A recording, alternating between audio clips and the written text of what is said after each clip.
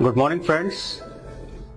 हमारी ये सीरीज है जिसपे हम कैंगन वाटर और मेडिकल कंडीशंस पे बात करते हैं। तो आज हम दो बहुत ही इम्पोर्टेंट कंडीशंस पे आपको बताएंगे। वो है diabetes type 2 and high blood pressure, hypertension.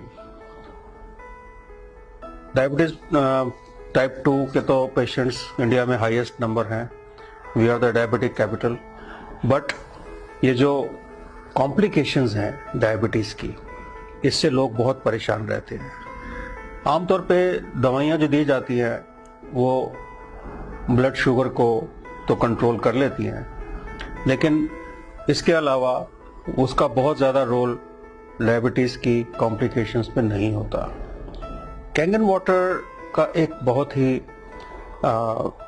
Strong application है। वो है कि ये 3 फैक्टर से डायबिटिक पेशेंट्स की हेल्प करता है। पहला फैक्टर कि ये आपका जो ग्लाइकोलाइसिस प्रोसेस है, break down of glucose in the blood, उसको बढ़ाता है।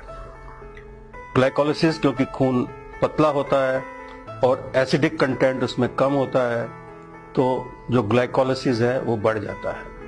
दूसरा, ये जो ग्लैंड है जिससे कि इंसुलिन प्रोडक्शन पैनक्रियास से, ये उसको थोड़ा सा इन्हेंस करता है, क्योंकि ग्लैंडुलर फंक्शन पे कैंगन वाटर का डॉक्यूमेंटेड एविडेंस है कि ये ग्लैंडुलर फंक्शन को बेटर करता है और उससे इंसुलिन लेवल भी रेगुलेट होता है। और तीसरा, इसका जो सबसे बड़ा इफेक्ट है, जो मैंने अपने पेशेंट्स को देखा है, मैं भी पिछले 1 साल से 1.5 साल से अपने पेशेंट्स को ये दे रहा हूँ, and I have seen very positive results on the sugar.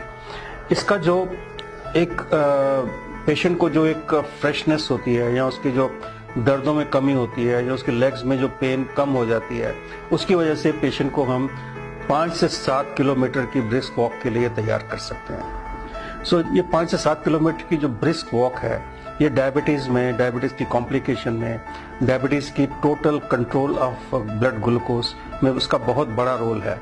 और ये तीनों फैक्टर्स जो हैं, ये कैंगन वाटर के इस्तेमाल से बहुत लोगों को इसका रिजल्ट मिल जाता है विद इन अ मंथ, कुछ को विद इन 2 मंथ्स, 3 मंथ्स, लेकिन 3 मंथ्स में ऑलमोस्ट 100% लोगों को इसका पॉजिटिव रिजल्ट मिलता है।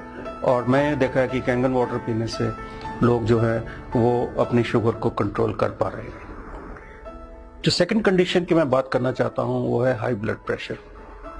अब शुगर और हाई ब्लड प्रेशर का चोली दामन का साथ है। आप देखेंगे ज्यादातर लोगों को शुगर भी है और ब्लड प्रेशर भी ज्यादा है, खासकर एल्डरली पॉपुलेशन, जब 40 के बाद 50 साल के बाद बीपी इज वेरी कॉमन। आजकल यंगस्टर्स में भी उतना ही कॉमन हो गया है।